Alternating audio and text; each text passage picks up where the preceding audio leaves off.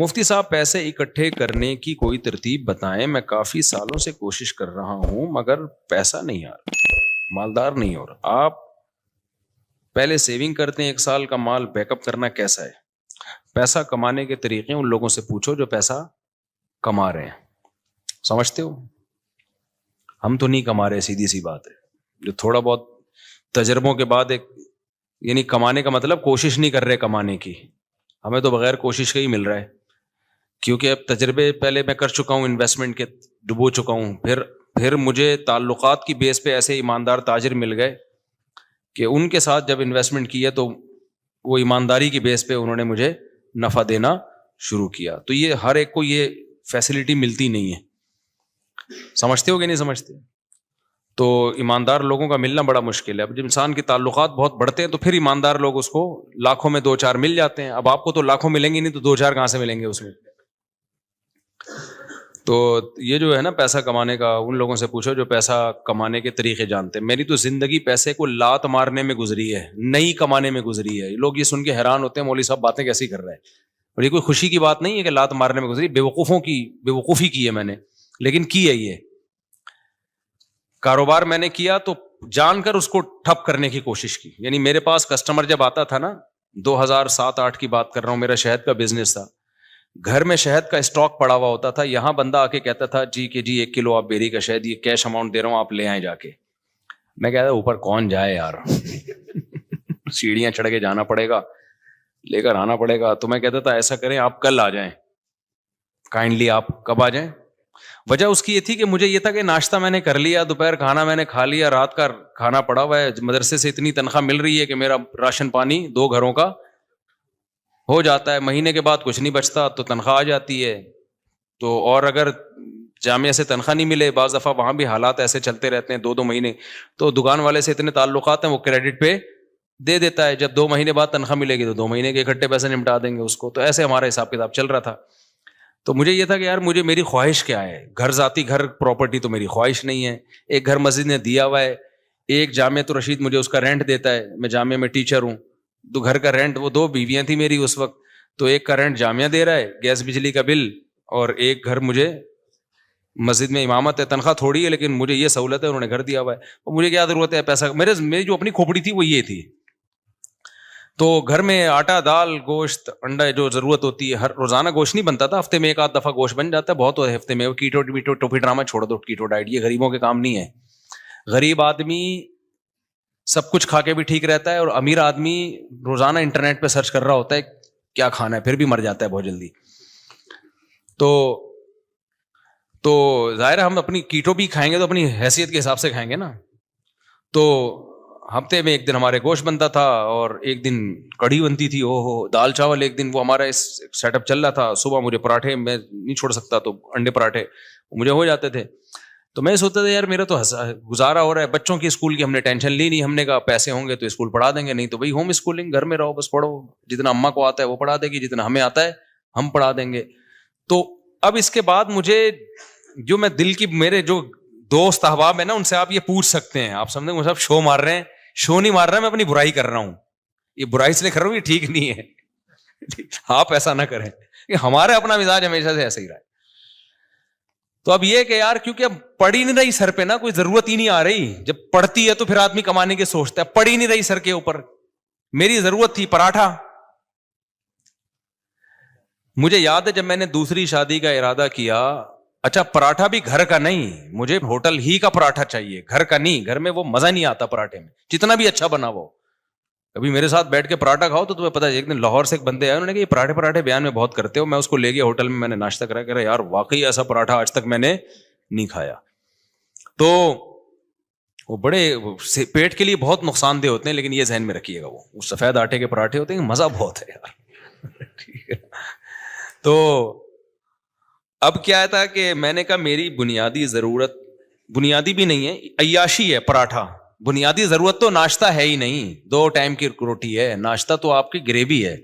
تو میں یہ سوچتا تھا کہ یار میرے پاس تو گھر بنانے کے پیسے نہیں ہیں، اللہ نے 2 گھر مجھے فری پھوکٹ کے دیے ہوئے ہیں، ایک کا کرایہ وہ ادارہ دے رہا ہے جہاں میں ٹیچر ہوں، اور ایک مجھے مسجد میں امامت کی وجہ سے امام ہونے کی حیثیت سے ملا ہوا ہے. ابے میں تو کروڑ ارب پتی آدمی ہوں, لوگوں کے پاس ایک ایک گھر نہیں ہے, میرے پاس دو گھر.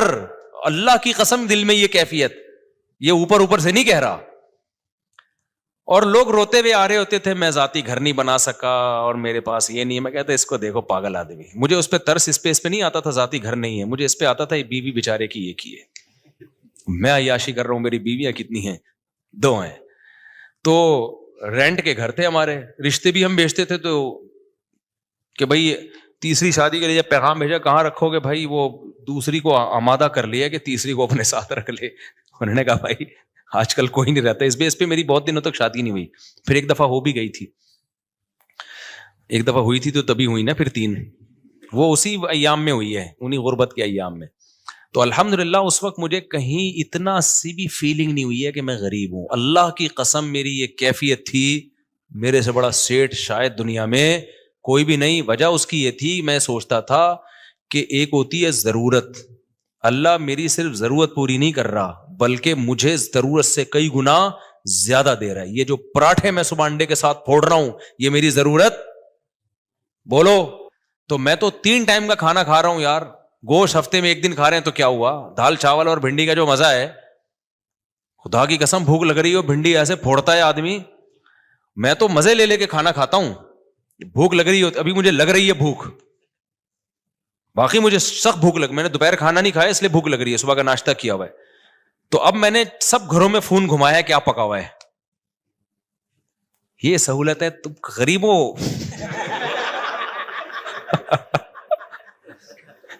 اب میرا تمہیں گالیاں دینے کا دل چاہ رہا ہے. ہم نے فوکس کیا شادیوں کو جو نیچرل ہے, تم فوکس کرتے ہو بحریہ ٹاؤن کو, گاڑیوں کو. یہ نیچرل تھوڑی ہے یار, جو نیچرل لذتیں ہیں وہ تو بیوی اور بچوں میں ہیں. سمجھتے ہو کہ نہیں سمجھتے؟ بیویاں ہونی چاہیے, بچے ہونے چاہیے, وہاں سے محبتیں ملتی ہیں. گاڑی بھی تو تھوڑے دن میں جی بھر جاتا ہے, پھر آدمی کہتے ہیں اس سے اونچی کی گاڑی, پھر اس کے بعد پھر بڑے بڑے لوگ گاڑیاں بیچ دیتے ہیں, اوبر میں جا رہے ہوتے ہیں. وہ یہ کھلونے ہیں تھوڑے دن کے دل بہلانے کے, ان سے دل بھر جاتا ہے. نہ بیویوں سے دل بھرتا ہے نہ بچوں سے دل بھرتا ہے. یہ تو نیچرل ہے نا, پراٹھے سے دل بھرتا ہے, کبھی روٹی سے دل بھرا کسی کا؟ 1 دن کھائی 2 دن کھائی, اب میں نہیں روٹی کھا رہا, اب پھر بھوک لگے گی پھر روٹی کھانے کا دل. یہ نیچرل ہے. تو ہم شروع سے کوشش کرتے ہیں نیچر پہ رہیں بھائی, نیچر پہ رہیں. تو یہ تو بچکانا باتیں, گاڑی بنگلہ بحریہ ٹاؤن, پیسہ بہت دے دیا تو بنا لو, نہیں ہے تو یہ کوئی تھوڑی فضول چیزیں یار. دیواروں اینٹوں سے, میں نے تو اپنی زندگی میں ایسے ایسے لوگوں کو دیکھا اربوں روپے لگا کے انہوں نے شیش محل بنایا, اتنا بہترین گھر, خدا کی قسم رہنا نصیب نہیں ہوا. جس دن گھر تیار ہوا ہارٹ اٹیک ہوا, مر گئے. کاش وہ اربوں روپے لگا کے اپنی صحت کا خیال کر لیتے یا کچھ اور کر لیتے. تو وہ بچے بھی پھر وہ فری پھوکٹ کے پیسہ نہ بیچ باچ کے کھا رہے ہوتے ہیں, عیاشیوں میں اڑا رہے ہوتے ہیں.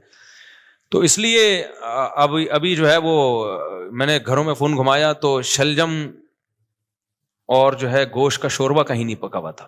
تو گارڈوں سے میں نے پوچھا تم لوگوں نے کیا پکایا, انہوں نے کہا شلجم گوشت. میں نے کہا ہم آپ کے ساتھ کھانا کھائیں گے آج.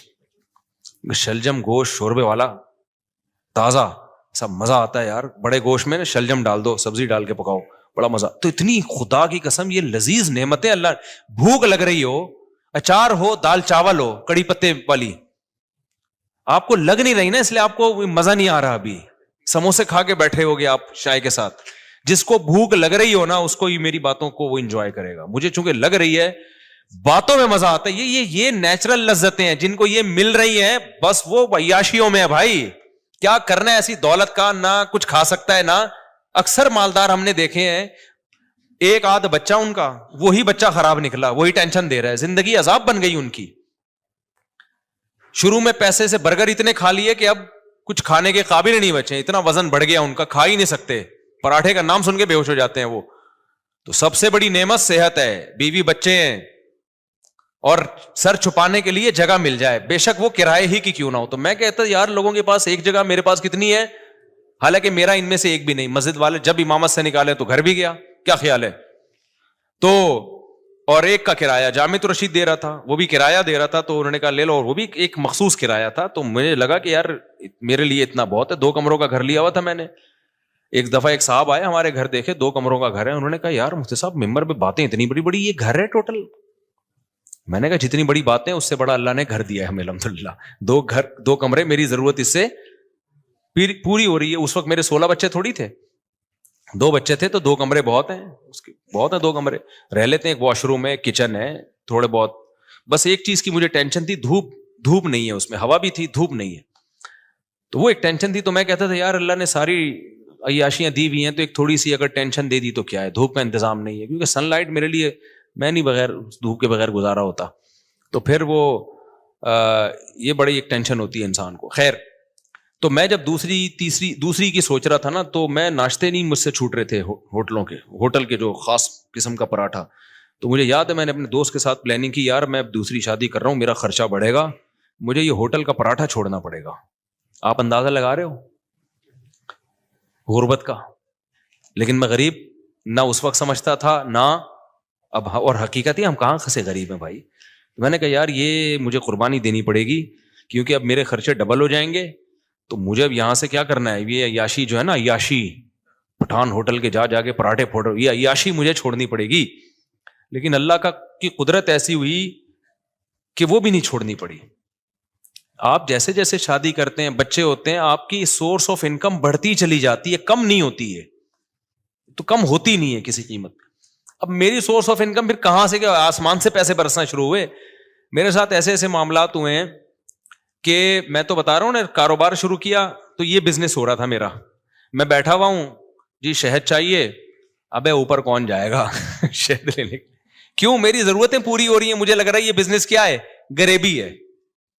اگلے دن آ رہے ہیں انکل بھائی اب تو لے آؤ, پھر اگلے دن گیا میں شہد لایا, چلو یار لے لو بھائی. اس طرح سے ہمارا شہد بک رہا ہے, اس سے جو پروفٹ ہو رہا ہے وہ بھی اتنا ہونا شروع ہو گیا, لیکن اتنا نہیں ہوا کہ کسی کے بزنس میں جو باقاعدہ. تو مجھے پھر اب تو چونکہ میرے مالی حالات اور اچھے ہو گئے الحمدللہ, تو پھر مجھے لگا کہ یار اچھا, پھر میں نے نکاح جب رجسٹریشن, میں نکاح فری میں پڑھاتا تھا, پیسے نہیں لیتا تھا, مجھے عجیب سا لگتا تھا نکاح پڑھا رہے آدمی پیسے لے رہا ہے اس کے. لیکن کیا ہوا, 4-6 دفعہ مجھے اندازہ ہوا کہ بھائی یہ نکاح نامہ بیٹھ کے فل کرتے رہو, نادرا سے وہ لوگ بھی پیسے مانگتے ہیں, نادرا سے رجسٹریشن کرواؤ, اس کی اچھا خاصا ٹینشن والا کام ہے. یا تو میں پابندی لگا دوں, میں کسی کا نکاح نہیں پڑھاؤں گا, یا مجھے کوئی بندہ رکھنا پڑے گا. پھر میں نے بندہ رکھا, کیونکہ میرے پاس بہت زیادہ لوگ آ رہے تھے نکاح پڑھوانے کے لیے. اچھا, اس کام کے لیے مجھے نکاح رجسٹرار بننا تھا. لوگوں نے کہا مفتی صاحب آپ نکاح رجسٹرار بن جاؤ, اس میں بڑے پیسے آئیں گے. میں نے کہا 1 سال تک مجھے یہ توفیق ہی نہیں مل رہی کہ میں جاؤں آفس کہ مجھے سرٹیفکیٹ دے دو قاضی کی نکاح رجسٹرار کا. ہلا ہی نہیں جا رہا, کیونکہ ضرورت نہیں ہے نا, پراٹھے چل رہے تھے اسی حساب سے, تو میں کیوں جاؤں. پھر میں نے کیا کیا, ایک قاضی نے مجھے, ایک نکاح رجسٹرار نے کہا یار آپ میرا فارم لے کے پڑھا آپ دیا کرو, فیس لے کے مجھے دے دیا کرو آپ میں رجسٹر کر. تو میں نے ایسا کرنا شروع کیا, 6 مہینے میں نے ایسے کیا. ایک نکاح رجسٹرار آئے, انہوں نے کہا میرے پاس پورا سیٹ اپ ہے, پڑھا آپ دیا کرو, ڈاکومنٹیشن میں کر دوں گا, پیسے کس کو دے دیا کرو. تو میں نے پیسے لینا شروع کر دیا, ان کو دینا شروع, اس کی تو محنت ہو رہی تھی نا بیچارے کی, نکاح بھرنا بھی ہے اس نے. ایک دن کیا ہوا, جو یونین کونسل میں ہوتے ہیں نا, جو نکاح رجسٹریشن کا سرٹیفکیٹ دیتے ہیں, وہ خود میرے پاس چل کے آ گیا. اس نے کہا مفتی صاحب آپ کے نام سے, آپ کے سائن سے اتنے نکاح ہو رہے ہیں, تو آپ خود نکاح رجسٹرار کیوں نہیں بن جاتے. میں نے کہا یار مجھے یہ وہاں چل کے جاتے ہوئے بہت ٹینشن ہو رہی ہے, کہ کیونکہ مجھے جس چیز کی ضرورت نہ ہونا, مجھ سے وہ کام ہوتا نہیں ہے, تو اب میری ضرورتیں پوری ہو رہی ہیں. انہوں نے کہا آپ ادھر ان کو اتنے پیسے دے رہے ہو, خود رکھ لو, وہ کچھ اپنا رکھ لو, کچھ اپنے اسسٹنٹ کو دے دو کچھ. تو میں نے پھر یہ کیا کہ میں نے کہا بھائی میرے پاس ٹائم نہیں ہے. وہ خود گھر پہ آ کے سارا کام کیا, سرٹیفکیٹ پکڑا کے چلا گیا نکاح رجسٹرار کا. میں نے کہا اسٹیمپ تیرا باپ لگائے گا اس پہ, میرے پاس تو ٹائم نہیں ہے. اس نے ٹھپے لگے ہوئے نا پہلے سے, آپ پر اعتماد ہے, آپ مس یوز نہیں کرو گے. پھر میں نے ایک اسسٹنٹ رکھا, میں نے کہا نکاح کہ ساری ڈاکومنٹیشن تیرے ذمہ ہے, تو میں فیس لے رہا ہوں ان کو دینے کے لیے, پھر ظاہر ہے مجھے بھی بچتی ہے. تو اب اتنا بھی استغنا ٹھیک نہیں ہے نا, اتنا بھی شو مارنا ٹھیک نہیں ہے کہ جب کچھ ہو ہی نہیں رہا تو پھر جو رزق آ رہا ہے تو آنے دو. پھر ہم نے اس کی ایک فیس رکھ دی, ہم نے کہا ٹھیک ہے بھائی اتنا تیرا, اتنا ٹائم تو لگ رہا ہے نا. تو یہاں جا کے پھر وہ اتنے نکاح آنے شروع ہو گئے کہ انڈے پراٹھوں سے ہم تھوڑا آگے ہم نے کہا فری پھوکڑ کا آ رہا ہے بھائی. اچھا خیر, پھر بھی اتنی فیس نہیں ہے جتنی لوگ لے رہے ہیں. میں اپنے نام کی فیس لینا چاہوں نا, جو اللہ نے ٹوٹی پھوٹی ہم جیسے نالائقوں کو شہرت دے دی, تو اس اسٹیج پہ پہنچنے کے بعد قاضی کی فیس 1.5 لاکھ 2 لاکھ ہوتی ہے. ہماری فیس اس سال 10,000 ہوئی ہے, سمجھ رہے ہو. اور اس میں بھی لوگوں کو کہا ہوا ہے کہ کوئی بھی ایک دفعہ کہہ دے کہ میرے پاس نہیں ہے تو دوبارہ اس سے پوچھنے کی ضرورت نہیں ہے. یہ نہیں اس کے کہ تو آئی فون لے کے کیسے گھوم رہا ہے جب تو کم بخت 10,000 نہیں دے سکتا, یہ تیرے پاس یہ موبائل کہاں سے, یہ نہیں. اس کو میں نے اسسٹنٹ کو بتایا بھائی جو ایک دفعہ کہہ دینا کہ نہیں دے سکتا دوبارہ پوچھنے کی ضرورت بولو نہیں ہے, فری میں پڑھائیں گے. تو فری میں بہت سارے نکاح پڑھاتا ہوں اور تعلق والوں سے تو ایک روپیہ بھی نہیں ہوتا, بلکہ اسسٹنٹ کو اپنی جیب سے دے رہا ہوتا ہوں کہ یار تیری محنت تو لگ رہی, نادرا میں تو خرچہ ہو رہا ہے نا, مجھ سے لے لینا پیسے. وہ سمجھ میں نہیں آ رہی میرا خیال ہے بات. تو ہم نے تو پوری زندگی کوشش کی ہے نالائقی میں پیسے کو لات مارنے کی. یہ شادیاں بچوں ہی کی برکت ہے جو اللہ کھلائے. اللہ نے مجھے زندہ رکھا ہوا اب تک اس لیے تاکہ 15 سال پہلے جو میرے ساتھ دوست تھے نا جو کہتے تھے تم شادیاں کر رہے ہو پیسہ ہے نہیں تمہارے پاس, بھوک سے مرو گے, تو اللہ نے مجھے اب تک زندہ اس لیے رکھا ہوا ہے یہ بتانے کے لیے کہ ان کو بتا دینا کہ اس بچوں کی سپیڈ بھی کم نہیں ہوئی ہے, شادیوں کی سپیڈ میں بھی کوئی کمی نہیں آئی ہے, اور اللہ کیسے کھلا رہا ہے کیسے پلا رہا ہے. ایک اہل حدیث دوست ہیں میرے 2010 یا 11 میں مجھ سے ملنے کے لیے آئے تھے, اتنی بڑی داڑھی ان کی, لال نا کلر, وہ مہندی لگائی بھی انہوں نے. میری 4 شادیوں والی کتاب پڑھی انہوں نے. ابھی میرا کل ان سے فون پہ پرسوں ان سے فون پہ بات ہوئی ہے اس لیے میں یہ واقعہ سنا رہا ہوں. وہ آئے کہتے ہیں آپ نے کیا کتاب لکھی ہے مفتی صاحب. اچھا انہوں نے میرے حالات دیکھے, میری پھٹ پٹی, انہوں نے مجھے اپنے گھر میں دعوت کی. انہوں نے کہا یار میں نے ایسی کتاب آج تک نہیں پڑھی. بڑے متاثر تھے. یہ وہی ہے جن کو تبلیغ میں نہیں میں نے بتایا تھا کہ وہ سارے فرقوں میں دھکے کھا کے آخر میں گئے تبلیغ میں, وہ یہ وہی ہیں, بروہی ہیں بروہی. تو بلوچستان سے ان کا تعلق ہے. انہوں نے میری گھر میں دعوت کی, میں اپنی پھٹ پٹی پہ گیا. اچھا اس وقت بھی ہمارا ہم پھٹ پٹی کو سمجھ رہے تھے لینڈ کروزر ہے ہماری, غربت کا تو اس وقت بھی احساس نہیں تھا کیونکہ بھائی لوگوں کے پاس یہ بھی نہیں ہوتی یار. تو ہم تو پھٹ پٹی بھی جا رہے ہیں, ٹرن کر کے پہنچ گئے. مجھے یہ خوشی ہوتی تھی کہ اس کے پیسے میرے پاس ہیں الحمدللہ, میں پیٹرول ڈال سکتا ہوں اپنے خرچے پہ. تو ان کا پرسوں فون آیا, انہوں نے کہا مفتی صاحب مجھے آپ کا وہ زمانہ یاد ہے, اور کہتے ہیں میں آپ کا ہر جگہ دفاع کرتا ہوں, ہر جگہ دفاع کرتا ہوں کہ اس آدمی نے اس وقت یہ بات کہی تھی کہ پیسہ مت دیکھو شادیاں کرو نسل مت روکو. کہہ رہے اب لوگ نا آپ کی ریوو پہ اعتراض کرتے ہیں, یہ مفتی ریوو میں گھوم رہا ہے, یہ مفتی امریکہ جا رہا ہے, یہ مفتی جاپان جا رہا ہے, یہ مفتی سوئٹزرلینڈ جا رہا ہے, یہ مفتی یہ وہ بھائی جب ظاہر ہے نوٹ آئیں گے تو شادیاں تو ہوں گی. کہہ رہا ہے میں ہر ایک کے ساتھ سامنے دفاع کرتا ہوں کہ میں اس مفتی کو جتنا جانتا ہوں آپ لوگ نہیں جانتے. اس مفتی کے پاس بچے پہلے آئے ہیں, بیویاں پہلے آئی ہیں, ریوو, اور ابھی تک یہ ریوو میری نہیں ہے کرائے پہ ہے. اچھا یہ ویسے ہی راز کی بات بتا دوں, لیکن ہم اس کو کیا سمجھتے ہیں یہ بینک سے لیوے تو رینٹ ہوتے دینا پڑتا ہے تو لیکن بھائی ہمیں اس سے کیا میری ہے یا رینٹ کی ہے تو اسٹیئرنگ کس کے کنٹرول میں ہے, میرے کنٹرول, میری ہے بس. کرائے کا گھر ہے, اگر چابی اس کی میرے پاس ہے تو کس کا گھر ہے, وہ مالک مکان میری پرمیشن کے بغیر نہیں گھس سکتا گھر میں. آئے نا اگر بولو تو کیوں آ رہا ہے بھائی, تو میرا گھر ہے. تو اتنا کافی ہے میرا ہونے کے لیے, اس سے زیادہ کی ہوس مت کرو. پھر بہت پیسہ اللہ نے دے دیا تو ٹھیک ہے. اب مجھے گارڈننگ کا بہت شوق تھا, میرے پاس تو زمین ہی نہیں تھی سبزیاں اگانے کے لیے. تو اب ایک ہے تو گورنمنٹ ہی کی زمین ہی ہے لیکن کسی کام کی نہیں ہے, تو ہم نے یہاں پودے لگانا شروع کر دیے. جب تک کوئی چھیڑ نہیں رہا تو ہم اپنی سمجھ رہے ہیں. ابھی میں نے اس کا ولاگ بھی بنایا ہے, لوگ سمجھ رہے ہیں مصطفیٰ کے پاس بڑا ایریا زبردست, حالانکہ وہ گورنمنٹ کی زمین ہے لیکن مجھے اس سے کیا کرنا, جب وہ میرے کام میں سبزی اگا کے مجھے دے رہی ہے, میرے ٹماٹر کا شوق پورا کر رہی ہے, میری بھنڈی کا شوق پورا کر رہی ہے, تو ابے اپنی بھی تو یہی کرتی ہے, اس میں گورنمنٹ تو خوشی ہوگی اچھا کسی کام میں آ رہی ہے. یہ جو نرسری والے ہوتے ہیں یہ تو فٹ پاتھوں پہ لگا رہے ہوتے ہیں نا, یہ جو فٹ پاتھ پہ نہیں, وہ جو بیچ میں روڈ کے بیچ میں جگہ ہوتے ہیں, گورنمنٹ تو چاہتی ہے اچھا ہے گرینری ہوگی, تو بس وہ اپنی سمجھو اس کو یار تم. تو مجھے کیا کرنا ہے کہ کاغذ میں میرے نام ہو. بھائی جو چیز میرے استعمال میں وہ کس کی ہے, آپ نے پراٹھا اپنے خرچوں سے خرید کے مجھے اس میں شریک کر لیا تو یہ پراٹھا کس کا ہے, میرا ہے, مزہ وہی آئے گا اس میں. اب میں کہ یہ میں نے چونکہ اپنے پیسوں سے نہیں خریدا, ابے تو بے وقوف آدمی ہے, تو کسی اور کے پیسوں سے اگر تو تجھے پراٹھا کھلا رہا ہے اور تیرا دوست ہے, کوئی بھیکاری بن کے نہیں کھلا رہا, کوئی ایسا نہیں کوئی بعد میں تجھے تانے دے رہا ہو, تو تمہیں تو نوالا پیٹ میں جا رہا ہے نا, تمہاری تو بنیادی ضرورتیں پوری ہو رہی ہیں. اب تمہارے خرچے پہ ہو کسی اور کے خرچے پہ ہو, تمہیں آم کھانے سے مطلب ہے, تمہیں پیڑ گننے سے مطلب نہیں ہونا چاہیے. تو میرے رب کے مجھ پر احسانات ہیں, جب میں پیدا ہوا تو مجھے ماں بھی ملی محبت والی, باپ بھی ملا محبت والا, بہن بھائی کی نعمت ملی, ابا اماں کھلاتے رہے, اس وقت میرے خرچے پہ نہیں ابا کے خرچے پہ ہم کھاتے رہے, ہمیں کھانے سے مطلب تھا. اللہ نے ہمیں گھر کی چھت بھی دی, ابا کے گھر تھا وہ, میرا گھر نہیں تھا تو مجھے اس سے کیا غرض کہ مجھے تو گھر مل گیا نا جو میری ضرورت ہے. پھر جب ہماری شادی ہوئی دوسری جب ہوئی تو دھکے مار کے گھر سے نکالنے کی کوشش سے پہلے ہی ہم نکل گئے. الحمدللہ ہمیں پتا تھا نکال دیا جائے گا لیکن ہم پہلے ہی نکل گئے. تو لیکن نکالا نہیں ہے دوسری زیادہ سے زیادہ باتیں نہیں جا سکتی. خیر تو اب کچھ باتیں آنے میں گھر والے بھی سن رہے ہوتے ہیں وہ بھائی بھائی کیا باتیں کر رہے ہیں. اچھا خیر تو پھر مجھے ایک گھر کرائے پہ مل گیا تو میری تو چھت مجھے وہی چھت مل گئی الحمدللہ. پراٹھے اسی طرح سے چلتے رہے, کھانا پینا چلتا رہا, اب تک بھی چل رہا ہے. تو میں نے اس لیے کاروبار کو بدتمیزی کے ساتھ کاروبار کیا کہ ضرورت ہی نہیں پڑ رہی یار. کوئی مصیبت پڑے نا, بھوک لگ رہی ہے, مر رہے ہیں, تو پھر آدمی اخلاص سے کرتا ہے. تو ہماری مہینے کے اینڈ کے بعد نہیں, مجھے اگلے مہینے کی پہلی تاریخ کو میرے ساتھ کیا ہوگا یہ مجھے نہیں پتا ہوتا تھا. تو اب ایسے آدمی کے پاس اگر پیسہ آئے تو اس کا تو دماغ خراب ہو جائے گا کہ نہیں ہو جائے گا, جو اس زمانے کو بادشاہت والا زمانہ سمجھ رہا ہو. تو میرے پاس تو اگر ریوو آ گئی تو میں تو کہہ رہا ہوں یار میں تو پٹپٹی کو سمجھتا تھا کیا یہ جو نہیں ہوتی دھکے والی پٹپٹی. پھر ہمارے پاس جب پیسہ آیا تو ہم نے پھر وہ GTO 110 بھی خریدی. ایسا نہیں ہے کہ وہ پٹپٹی بھی گھومتے رہے. تو جب یہ تو پھر تو اس لیے ہم لوگوں کے مسائل غربت نہیں ہے, ناشکری ہے. آپ نے ایک فرض کیا ہوا ہے کہ میں نے اس لیول تک جانا ہے. میں نے ابے کیوں فرض کر کے بیٹھا ہوا ہے, تو محنت ضرور کر.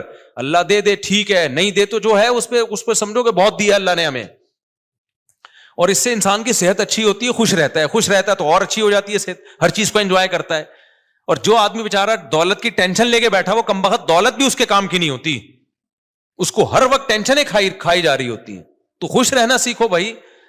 خوش وہی رہے گا جو کہے گا میرے پاس میری حیثیت سے زیادہ اللہ نے مجھے دیا ہے. جو یہ جس کے دماغ میں کانسیپٹ آ گیا نا تو وہ خوش رہے گا. اور جو یہ سمجھنے لگا کہ میری ضرورت اتنی ہے اللہ دے کم رہا ہے مجھے, تو پھر ٹینشن میں جاؤ گے. تو پراپرٹی کو ٹینشن نہ بناؤ, ذاتی گاڑی کو ٹینشن, بولو پیسہ کمانا نہ چھوڑ دو. پہلے ہی مرے ہوئے لوگ ہیں اور مر جائیں گے. ایسا نہ ہو میری موٹیویشن سے آپ سمجھے پیسہ غریب لوگ ہیں, ملک کا بیڑا غرق ہو رہا ہے. لوگوں کے پاس پیسہ آئے گا تو ملک کو بھی فائدہ. اور پیسہ کوشش کرو ڈالر میں کماؤ. پاکستانی کرنسی میں پیسہ کمانے کا زکات دینی چاہیے ایسے آدمی کو جو یعنی کرنسی میں پیسہ کما رہا ہے. تو پیسہ کماؤ ڈالر میں. ہم تو لوگوں کو ترغیب دیتے ہیں باہر سے پیسہ لے کر آؤ. تبھی میں لوگوں کو کہتا ہوں یوٹیوب چینل بناؤ, ولاگنگ کرو, کچھ بھی کرو. ابھی تو میرا ایونٹ تو اسلام آباد میں یہی تو ترغیب دینے کے لیے تھا کہ یہ جو یوٹیوب ہے نا بہترین, جو یوٹیوب کی ارننگ کے جو حرام ہونے کے لوگ کہتے ہیں نا حرام ہے, اس کو تو میں کئی دفعہ دلائل دے چکا ہوں. لوگ کہتے ہیں احتیاط والے پہلو پر عمل کریں اگر حلال حرام میں بہتر. بھائی احتیاط والے پہلو پر اگر آپ عمل کر رہے ہو تو دوسری احتیاط چھوٹ رہی ہے. اب یہ جو یوٹیوب ہے, سوشل میڈیا ہے, یہ ریمیڈنس لانے کا ایک بہت بڑا ذریعہ ہے. اگر آپ اسی کو حرام قرار دے دیا, ایک تو خالص حرام ہے وہ تو کبھی بھی حلال نہیں ہو سکتا, لیکن اگر گنجائش کا پہلو نکل رہا ہے تو لوگوں کو دینا چاہیے. اس لیے کہ ریمیڈنس جتنا زیادہ ملک میں ابھی آئے گا وہ یوٹیوب فیس بک کے ذریعے آئے گا. جتنا اس کے ذریعے آ رہا ہے کسی اور ذریعے سے نہیں آ رہا. اس سے آپ کا ملک تھوڑا سا تو اسٹیبل ہوگا نا, آپ کا کنٹری. اس پہ لوگ ہمیں کہتے ہیں اصل میں اپنے چینل ہے نا اس لیے یوٹیوب کی ارننگ حلال ہے. جب ہمارا چینل نہیں تھا تب ہم نے یوٹیوب کی ارننگ کو حلال ہونے کا فتویٰ دیا تھا 2014 میں. اس وقت تو ہمیں پتہ ہی نہیں تھا یوٹیوب چینل ہوتا کیا ہے. پتا تو اب بھی نہیں ہے کیونکہ ابھی بھی ہمارا چینل کسی اور نے بنایا ہے, لیکن اس وقت تو پتہ ہی نہیں تھا کہ اس میں کوئی سورس آف انکم بھی ہے, کچھ بھی نہیں پتا تھا اس بارے میں. تو اس وقت ہم نے جائز ہونے کا فتویٰ اسی وجہ سے دیا تھا کہ بھائی اس میں دونوں پہلو نکل رہے ہیں, لیکن جائز ہونے والے پہلو کو ترجیح دی جائے گی. کیونکہ اصل جو یوٹیوب سے آپ کو ارننگ ملتی ہے وہ پروڈکٹ کو پروموٹ کرنے کی ملتی ہے. اس میں جو لڑکیاں آ رہی ہیں وہ ایک اضافی چیز ہے, پیسے اس کے نہیں مل رہے. جیسے موبائل کی دکان پہ آپ لڑکی کو بٹھا دو تو بٹھانا غلط کام ہے. آپ نے اگر خود بٹھایا ہو کسی اور نے بٹھایا تو وہ آپ کو گنا بھی نہیں ملے گا اس کا. تو یوٹیوب ہمارے مشورے سے تھوڑی لا رہا ہوتا ہے وہ اشتہار میں لڑکیوں کو. تو آپ نے اگر موبائل کی دکان پہ لڑکی بٹھا دی ہے تو لڑکی بٹھانا غلط عمل ہے, لیکن اس سے آپ کی ارننگ تھوڑی حرام ہو جائے گی کیونکہ لڑکی دیکھنے کے پیسے تھوڑی لوگ دے رہے ہیں نا. آپ کو نہیں آ رہی سمجھ میں میرا خیال ہے.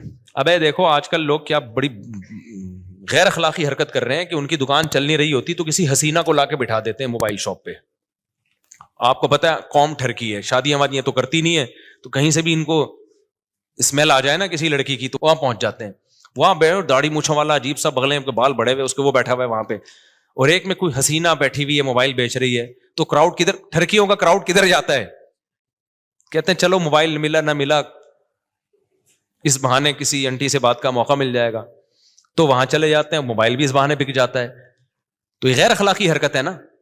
لیکن کوئی مفتی یہ نہیں کہے گا کہ وہ جو موبائل فروخت ہوا ہے اس کی ارننگ حرام ہو گئی ہے. اس لیے کہ ارننگ اس لڑکی سے بات چیت یا بدنظری کی نہیں ہے, اس کو جو پیسے مل رہے ہیں وہ اس موبائل کے عوض میں پیسے مل رہے ہیں. تو یہ عمل غلط ہے کہ آپ لوگوں کو غلط طریقے سے کھینچ کے لا رہے ہو, لیکن اس سے ارننگ حرام نہیں ہوگی. اور یہ بھی عمل جب غلط ہے جب آپ نے کیا ہو. تو یوٹیوب پہ جو مونیٹائزیشن کے بعد آپ کو پیسے ملتے ہیں وہ کمپنیوں کی پروڈکٹ کو پروموٹ کرنے کے پیسے ملتے ہیں. وہ پروموٹ کرنے کے لیے لڑکیوں کو بھی بیچ میں گھسیڑ دیتے ہیں وہ. تو یہ غلط کر رہے ہیں, لیکن یہ آپ غلط نہیں کر رہے. یہ کون غلط کر رہا ہے؟ یہ گوگل غلط کر رہا ہے. تو گوگل ہمارے پاس ہوتا تو ہم نہیں کرنے دیتے اس کو. تو یہ آپ کے اختیار میں تھوڑی ہے. اس کی مثال ہے, آپ نے کرائے پہ کسی کو دکان دے دی موبائل بیچنے کے لیے, آپ نے کہا بھائی مجھے اتنا رینٹ چاہیے, اس نے لڑکی لے جا کے بٹھا دی. لوگ کہیں گے آپ کی دکان میں لڑکیاں بیٹھی ہوئی, آپ کہیں گے بھائی یہ میرے اختیار میں نہیں ہے, یہ میں نے کسی کو رینٹ پہ دی ہوئی ہے, اور میں نے شراب کی دکان نہیں کھولی, اس پہ شراب بیچنے کی اجازت نہیں ہے.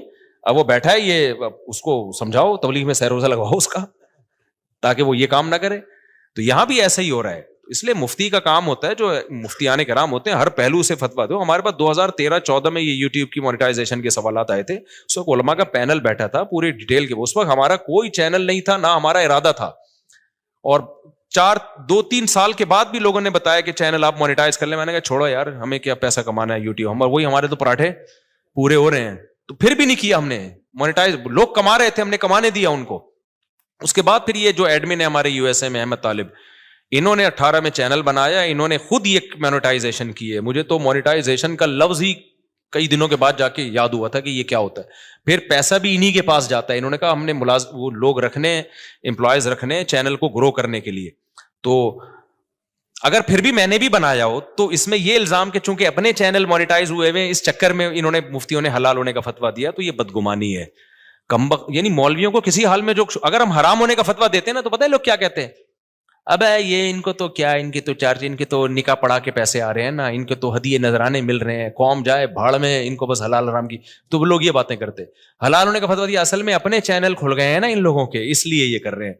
تو وہی ہے ملامتی فرقہ ہے مولوی تو کسی حال میں. اور کچھ مولوی ایسے ہوتے بھی ہیں, 2 نمبر بھی ہوتے ہیں, لیکن ہمارے ہاں جو فتویٰ دیا گیا ہے وہ اس کسی لالچ کی بیس پہ نہیں دیا گیا. اور میں اور مزید آپ کو ایک احتیاط, ہم نے فتویٰ دیا اس کی مونیٹائزیشن کے جواز کا, لیکن جب ہمارے ایڈمن احمد بھائی نے میرے چینل کو مونیٹائز کیا ہے نا, تو میں نے کہا اس میں دوسرے علماء سے بھی فتویٰ لوں گا, اپنے بارے میں اور احتیاط کروں گا. ہم نے دوسروں کو تو جواز کا فتویٰ دیا ہے, لیکن اپنے بارے میں اپنی فتوے پر عمل کروں نہ. تو جو ایکسپرٹ مفتیان کرام ہیں, جو مجھ سے بھی زیادہ ایکسپرٹ ہیں, آدھا 1-1 گھنٹہ میں نے بیٹھ کے ان سے پھر اس پہ ڈسکشن کی ہے کہ بھائی اور بھی جتنے پہلوؤں کے لحاظ سے اس پہ غور کیا جا سکتا ہے. تو یہ بات کہاں سے چلی تھی؟ تو یہ مجھ سے پوچھ رہے ہیں کہ پیسہ کمانے کا طریقہ. تو میرے پاس تو ایک ہی طریقہ ہے, شادیاں کرو, بچے اسپیڈ سے پیدا کرو, جب ضرورت بڑھے گی تو رزق کے دروازے بھی بڑھ جائیں گے. لیکن ایسا ہے نہیں, بچے بھی اسپیڈ سے پیدا کرو, رزق کمانے کی کوشش بھی کرو. آپشنل ہمارے ساتھ ایسا ہو گیا کہ ہم نے رزق کو لات ماری, پھر بھی رزق آ گیا. لیکن اللہ کا قانون یہ نہیں ہے. قانون اللہ کا یہ ہے کہ آپ کو شادی بھی کرنی ہے اور کمانے کی فکر بھی. میرے ساتھ شاید اس لیے بھی ہو گیا ہو کہ ہم تو دین کی خدمت کے لیے, میں نے وقف کیا اپنے آپ کو کہ یار ہم ساری زندگی دین کی خدمت کریں گے. تو شاید اللہ کی کوئی رحمت ہو گئی ہو کہ چلو یار ایک بندہ دین کی خدمت میں لگا ہوا ہے, اور عبرت کا نشان نہ بن جائے کہیں 4 شادیوں کے بعد سارا فلسفہ ہی دفن ہو جائے شاید. اور یہ بھی ڈھیل بھی ہو سکتی ہے اللہ کی طرف سے, استدراج بھی, کہ اللہ تعالیٰ میرے کسی عمل سے ناخوش ہوں, اللہ بچائے ایسی بات سے. لیکن بہرحال اللہ کہ ٹھیک ہے ابھی کھا لے بیٹا, تجھے پکڑوں گا میں, اللہ بچا کے. یہ بھی ڈر لگتا ہے ہمیں. تو یہ بہت سارے ہو سکتے ہیں, لیکن جو شریعت کا اصول, قاعدہ اور ضابطہ ہے کہ جیسے نماز پڑھنا فرض ہے, رزق حلال کمانا اور اس کی کوشش کرنا بھی اسی طریقے سے فرض ہے. تبھی میں ان دنوں میں بھی تعریف کے طور پر یہ باتیں نہیں کرتا تھا. میں کہتا یار یہ میں نالائق ہوں, مجھے کرنا چاہیے. جب میرے بچوں کی اسپیڈ اسی اسپیڈ سے پیدا ہو رہے ہیں تو مجھے ان کے فیوچر کی فکر کرنی چاہیے, کچھ کاروبار کرنا چاہیے, کچھ جو ہے نا کمانے کی فکر کرنی چاہیے. تو یہ فکر کرنا فرض ہے. ایسے توکل جائز نہیں ہے کہ ہاتھ پہ ہاتھ رکھ کے بیٹھے رہو, چونکہ پراٹھے کا خرچہ پورا ہو رہا ہے. تو کل جب غربت آئی نا تو پھر بہت بڑی مصیبت کھڑی ہو جاتی ہے. 4 بیویاں مل کے تمہیں چترول لگائیں گی پھر صحیح بات کہ دکان پکوڑوں کی اور باتیں